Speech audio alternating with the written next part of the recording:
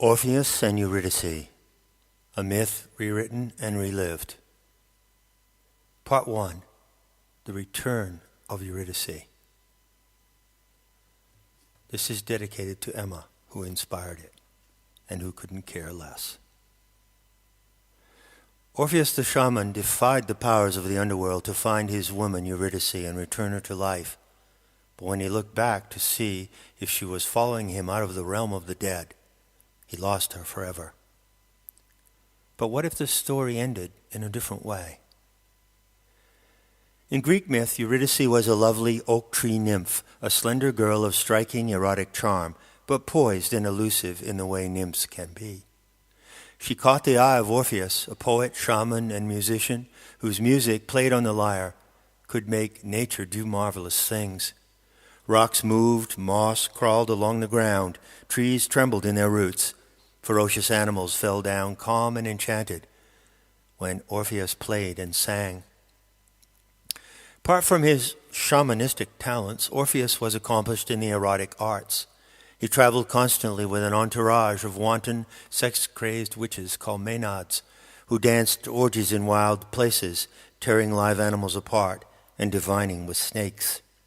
The Thracian Maenads were the only women in ancient Greece who wore tattoos, marks of prowess usually preserved for male warriors.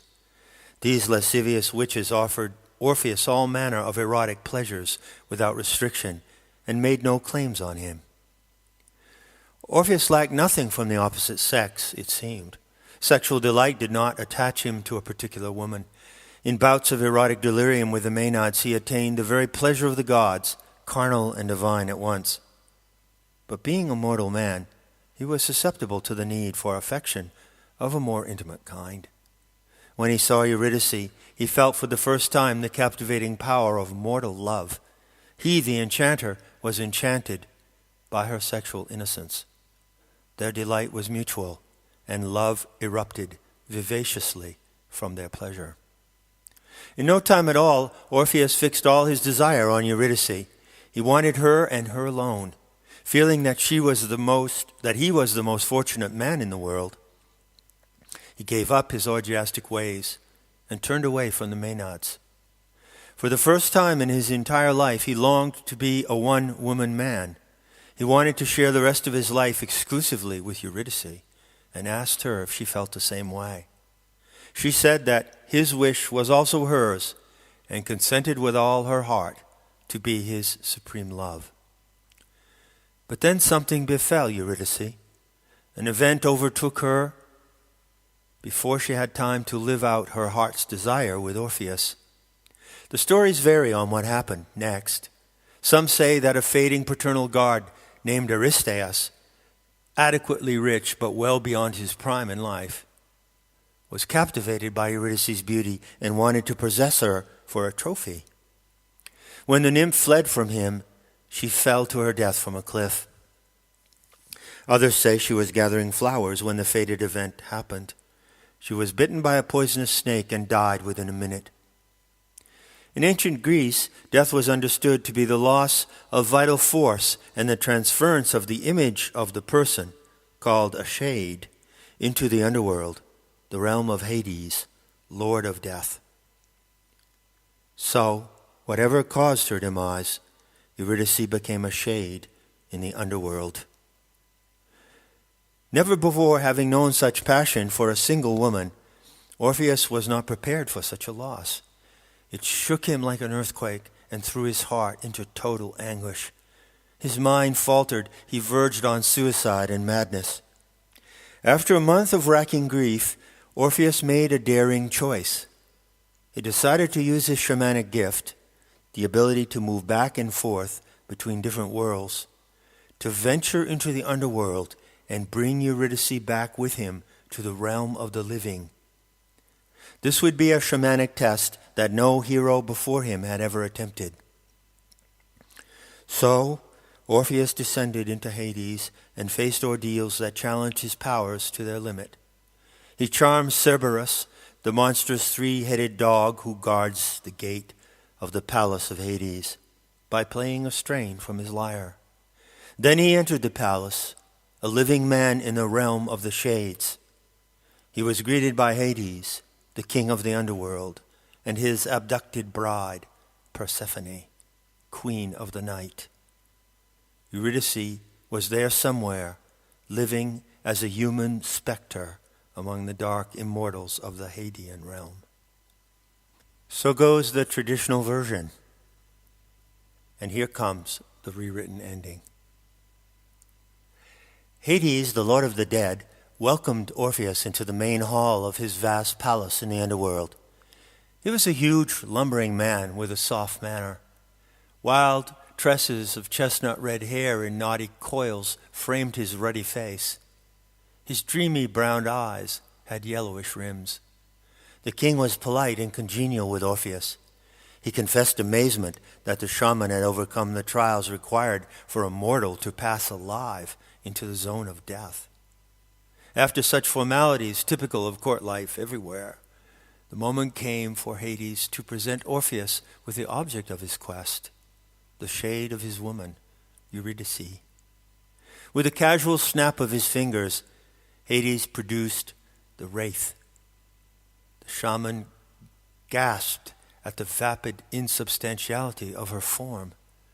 She was not the flesh and blood woman Orpheus had known, far from it, but she would become so again once she set foot upon the living earth. At a regal dinner, Orpheus sat at the center of a long banquet table loaded with food and drink. Hades sat opposite to him, to the left, and Persephone to the right, making a formal triangle with the shaman at the peak. Eurydice sat on Orpheus' left at the end of the table, somewhat removed. She had a timid and expectant air. Opposite her, at the other end of the long table, sat the hero Heracles, who had been invited by Persephone for the occasion. He was clad only in a lion's skin and leather tunic. His body seemed to radiate a raw, tawny aura, like the roar of a lion made visible. But for all his furious allure, Heracles was quiet and reserved. He only spoke with consent from Persephone, signaled by a nod of her regal head. As they feasted and drank, Hades explained to Orpheus the favor he would grant by allowing Eurydice to be restored to life. It was a huge exception, never before granted to anyone. Eurydice sat listening, but did not speak, nor did she touch the sumptuous fare spread on the table. From time to time, her eyes caught Orpheus' gaze and held it. It seemed that only her eyes were alive, yet they could not express feeling as living eyes do. They shone with a flat, fluctuating glitter, like hard light glinting on flakes of ice. "In my kingdom, your woman is only a shade," Hades explained. "A wraith, a mortal specter of the ordinary kind, lifeless as a wooden doll. In life she earned no heroic stature, as Heracles did. Here in the world below, she can move in a normal way, and she can listen to what others say. But only heroes like Heracles retain the power of the human voice in my realm. I allow this so that the departed heroes can be consulted by the living from time to comfort and guide those in the world above." He paused, took a long drink of wine, and glanced thoughtfully at Eurydice. "Your woman cannot speak, for a shade has no human voice. She has no weight either, so her footstep makes no sound." The king of the underworld turned his gaze aside at Persephone, who was listening intently to his words. Orpheus caught a glint of complicity in the eye of the ravishing bride of Hades, but he could not detect its meaning. He was close enough to Persephone to hear her breathing in a slow, heavy way that reminded him of a laboring ox.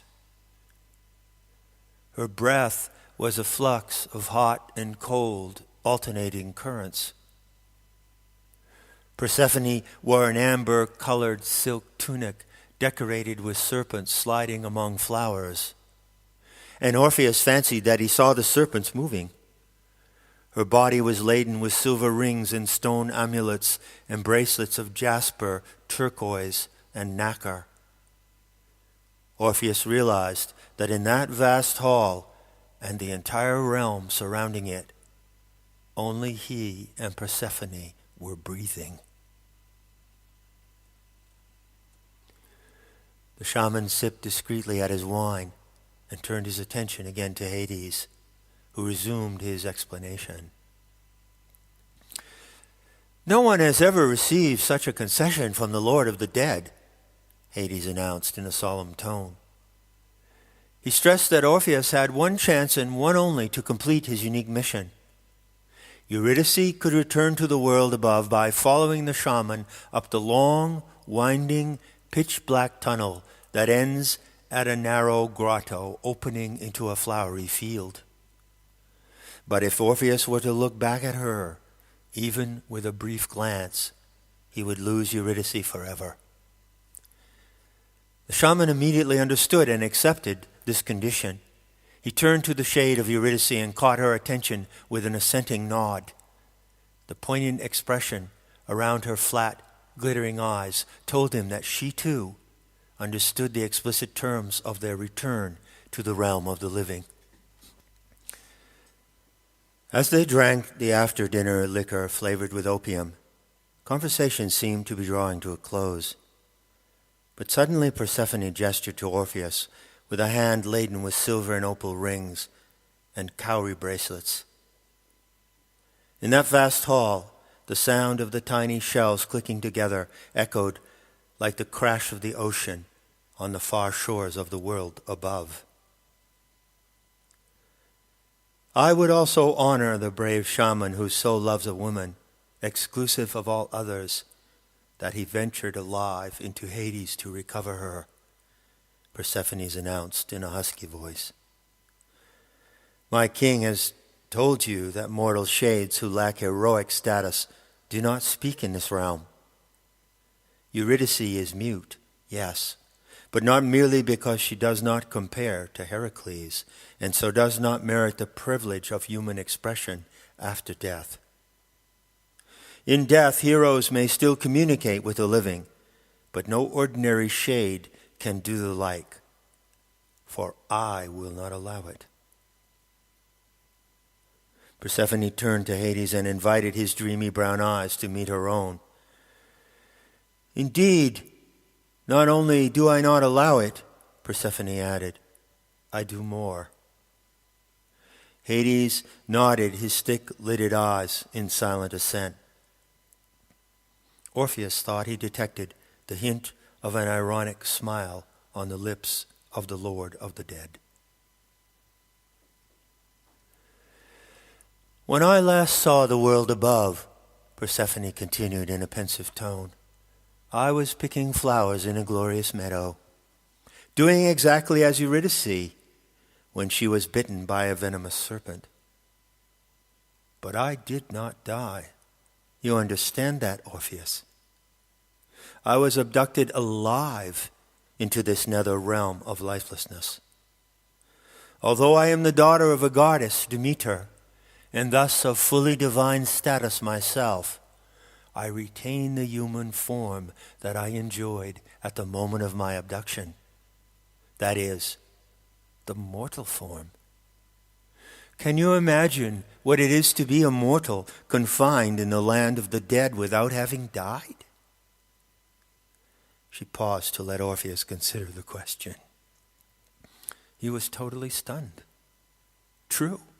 He was a mortal breathing in the zone of death, and he was not confined to remain there most of the year as Persephone was.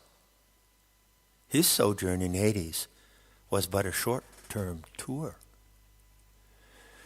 The Queen of the Night smiled wistfully at his astonishment. "I was so happy on that day, so pleased just to be a mortal woman, free and young, a maiden on her own, gathering flowers at her leisure. In the upper world I was called Cora because of my dappled complexion. It was said that I emitted a blush of happiness as bright as coral in the sea. but my happiness ended abruptly at the moment of abduction. You see that my complexion has also changed in this world below. Even in my breathing, I must adapt to the weight of this lifeless zone. Peering closely at Persephone's shoulders and arms, Orpheus noticed that her skin seemed to be coated with a dark sheen or a dull sheen of dark oil. For an instant he saw the skin beneath the oil turn a mottled pink, but the effect faded as quickly as it appeared, and Persephone's entire body assumed the color of wood smoke drifting across the disk of the full moon. At first it was pure agony for me to be here, Persephone told him, a voice now no more than a deep whisper. I so miss the loveliness of living things, the exquisite formality of nature and the play of forms, of plants and flowers, insects, serpents, and birds. I miss the ferocity and playfulness of all kinds of animals, and yes, of humans too. Not to mention the clouds and the colors of the sky by day, the myriad stars in revolving patterns by night, the smell and rhythm of the sea, and the butterflies. Alas, memories of such lost beauties tormented me continually after my abduction into this realm. She fell silent and drank somberly from a slender goblet of horn.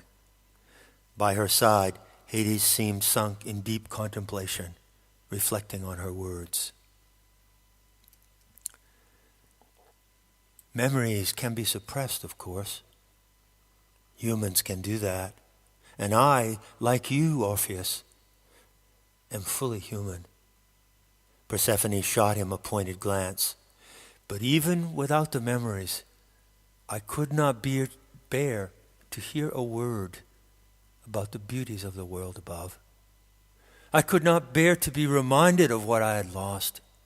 So great was my grief that I forbade any of the shades wandering in this realm to speak, lest they make mention of earthly pleasure and reawaken my pain.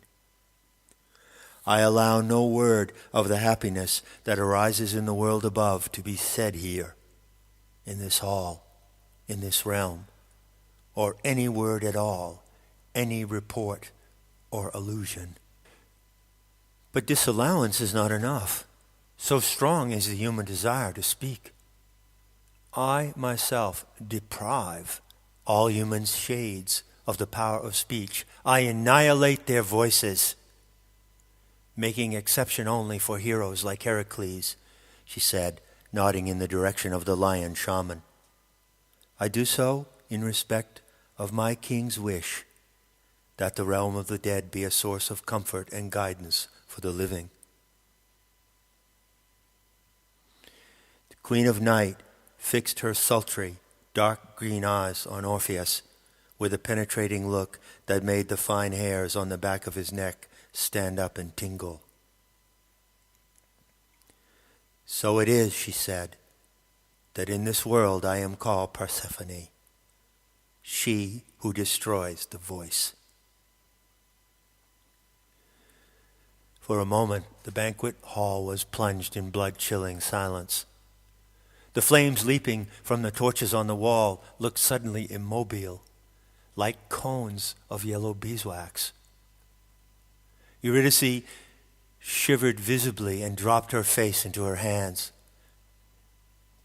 If she had been capable of breathing, she would have sobbed in fear, but she was merely choked and silent. Orpheus felt the spellbinding power of death as never before. He knew it would take all that remained of his prowess, patience, and shamanic skill to lead his woman's shade up the hazardous passageway to life. He was intensely eager now to begin that return journey. Persephone smiled graciously, sensing the shaman's urgency. Pressing the tip of her tongue to her lower lip, she laid her jewel-laden hand casually on the wrist of Hades. The king of the underworld has granted you a rare favor, Orpheus, a unique gift never offered to anyone else. It is fitting that the queen of the underworld do the same.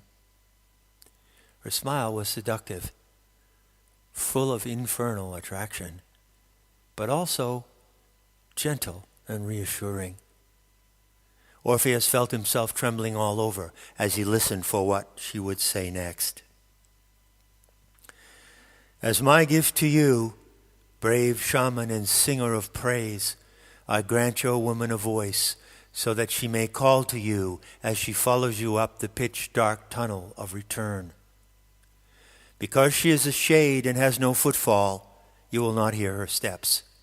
Because she has no breath in her form, you will not hear a wisp of breathing, though she is close behind you. She knows that you must not look back for her, but now she can call ahead, to ask you to wait, or to give her directions if needed. With the voice I grant her, Eurydice will be able to reassure you that all is well, that she is safe and sound, preceding closely behind you. With this declaration, Persephone placed her left elbow firmly on the table and positioned her forearm upright, vertical, with the palm of her hand facing upward and open, flat. With an elegant turn of her wrist, she pointed her fingers down the long table toward Eurydice. Then she leaned forward, the braided strands of her jet-black hair pendant over the table, and blew once firmly and loudly upon her open palm. Orpheus felt a keen shiver in the air, like a strong, clear note struck on his lyre. He looked immediately to his left. Eurydice was suddenly jolted and then transfixed, sitting bolt upright with her arms pinned to her sides. She felt a soft, strong glow ripple in her throat, like the flare of a ruby warmed by the sweep of a blazing torch. Then she sensed a wrestling sensation beneath her chin, making her think of the wings of a swallow crisscrossing to its sides as it tucks itself down into its nest. Delivered on the mortal breath of the queen of the underworld, the power of speech entered her body. So thrilled was Eurydice to regain her voice that she almost exclaimed aloud, but Persephone warned her with a sharp gesture. The infernal bride put her index finger to her lacquered lips. Only in the passageway, she said, and turning to Orpheus, she added a calm command. Now, you too, begin your return to the land of the living.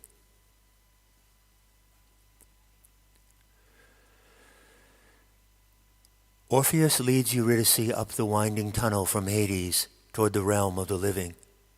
It is a long way, hard and precarious, from the dead center of the earth to the hidden grotto that opens on a sunlit meadow.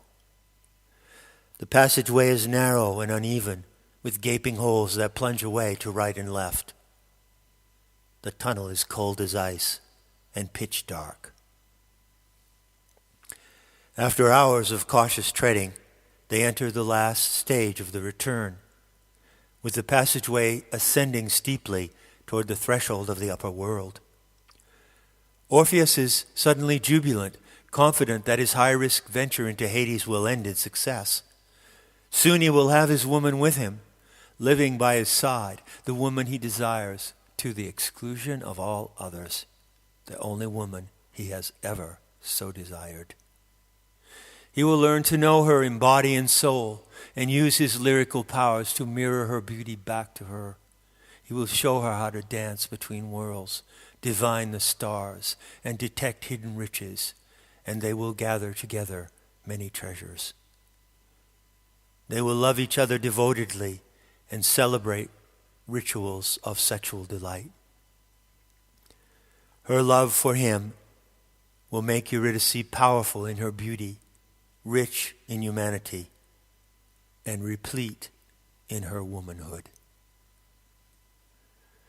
All this can happen for this fated couple. All this is now about to happen. The upper world beckons. Orpheus is determined to observe the conditions set down by the Lord of the underworld, not to look back. He trusts completely that Eurydice will follow him every step of the way. Besides, with the gift of speech she received from Persephone, she can warn him if anything goes amiss. Should she slip or falter on the precipitous track, or lose her sense of direction in the pitch darkness. And if all goes well, she can assure him that she is just one step behind him.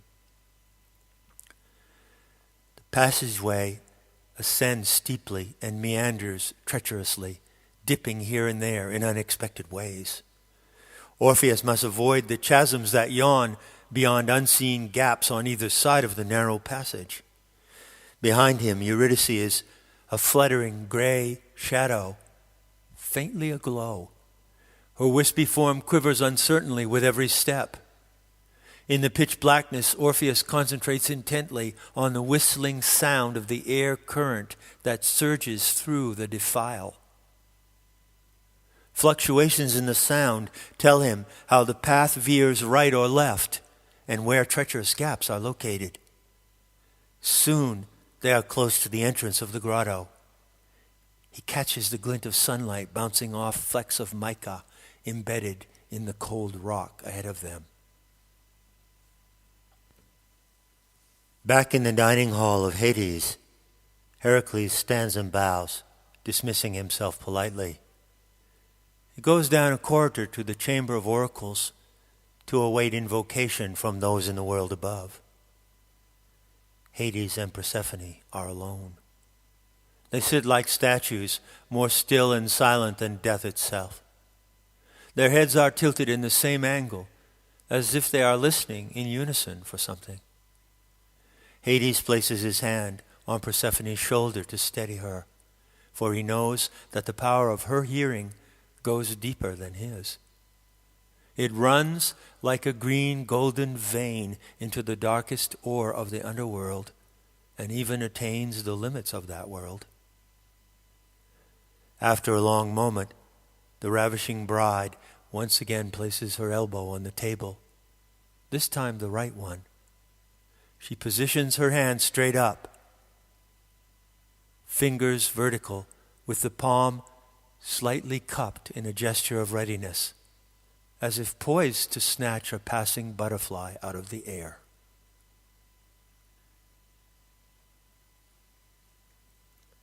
Orpheus now sees the narrow slit of the grotto entrance, and beyond it, a spring meadow rampant with flowers. Remembering that Eurydice, though still a shade, can speak, he calls over his shoulder to her.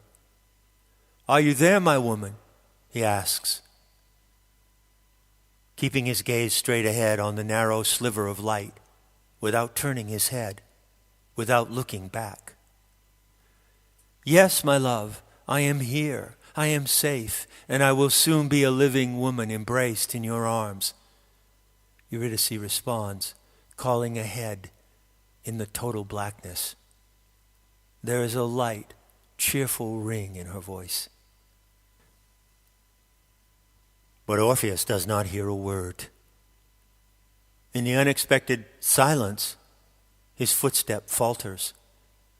He hesitates and listens intently, but to no avail, for the voice of a shade, devitalized and departed, is caught on the currents that surge in that long, pitch-black defile. Reverse currents of subtle, chilling certitude draw all lives physically into death and dissolution in the depths of the earth. And these same currents draw sound as well. When Eurydice calls out to Orpheus, the sound of her words is pulled back on the wind in the passageway like a leaf sucked into a hollow reed. Pulled back all the way to the depths of Hades, where the sound of her voice will be lost forever, dissipating in the unending, lifeless silence of that realm.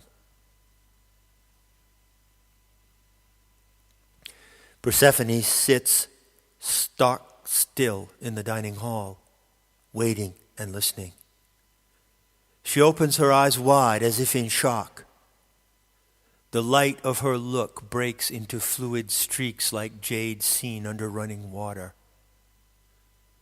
Hades gazes lovingly at her long braids and striking profile, his hand still firmly on her shoulder. As she begins to tremble, his hand steadies her entire body. Suddenly, the words Eurydice called out to Orpheus surge on a frigid current into the banquet hall. Persephone snatches the sound into her open palm and shuts her fingers on it tightly. Now the queen of the night closes her heavy-lidded eyes and takes a long, deep breath.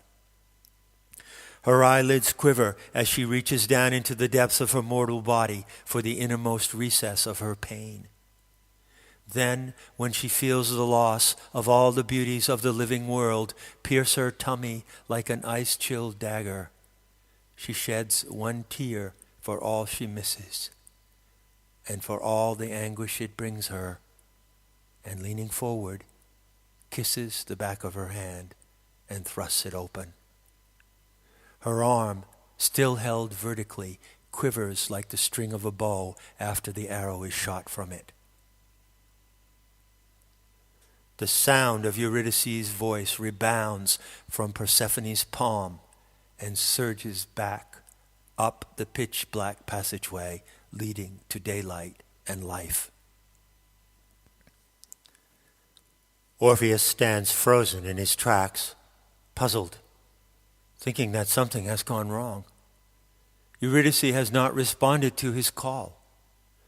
By now he sees a flowering field through the slender opening of the grotto. Can even smell the aroma of the flowers, a mix of gorse and narcissus, for the scent comes to him on the strong backdraft into the tunnel. They are so close to the end of their perilous journey, but Orpheus dares not take a single step into the world of the living unless he is sure, absolutely sure, that Eurydice is with him. She must be there, ready to take the first step into their new life only a second after he does. Yet his woman does not reply, and Orpheus is disoriented. How can it be, this unanswering void behind him? Now, in the absence of response, her presence goes astray. The shaman's mind begins to race madly. He thinks, my woman must be in danger or difficulty, or something makes her afraid to speak. Some fear or doubt holds back her words. Feeling the backdraft into the tunnel grow stronger at the entrance, Orpheus braces himself. Concentrating the last of his strength, he puts one foot through the narrow verge of the grotto into the bright meadow, the realm of the living. He is poised to make the final step of return, but the agony he feels for lack of response from his woman overrides his patience. The fear of losing her compels Orpheus to look back. He turns aside just enough to reach around with his arm, teetering precariously on his feet. He senses a grayish form hovering in the current that rushes down the passageway. Orpheus gropes blindly in the blackness with his hand, trying to pull Eurydice safely into his arms. But when he turns a little more, just far enough to catch a fleeting glimpse of her shade, it dissolves before his eyes. A sudden surge out of the depths of the tunnel throws the shaman with limbs awry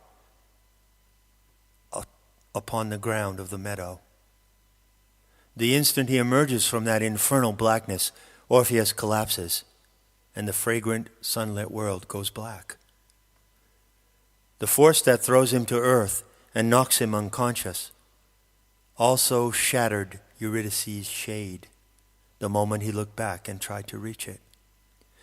In that same instant, the words she had called out to him come back to her, surging up the passageway, from below. Her words return with the soft impact of a kiss blown through the air. The sound of her own voice pours into her body and fills it with life and feeling. The rhythm of coursing blood, the dance of breath and glance, the sweet pitch of realized emotion, vivacity and tone.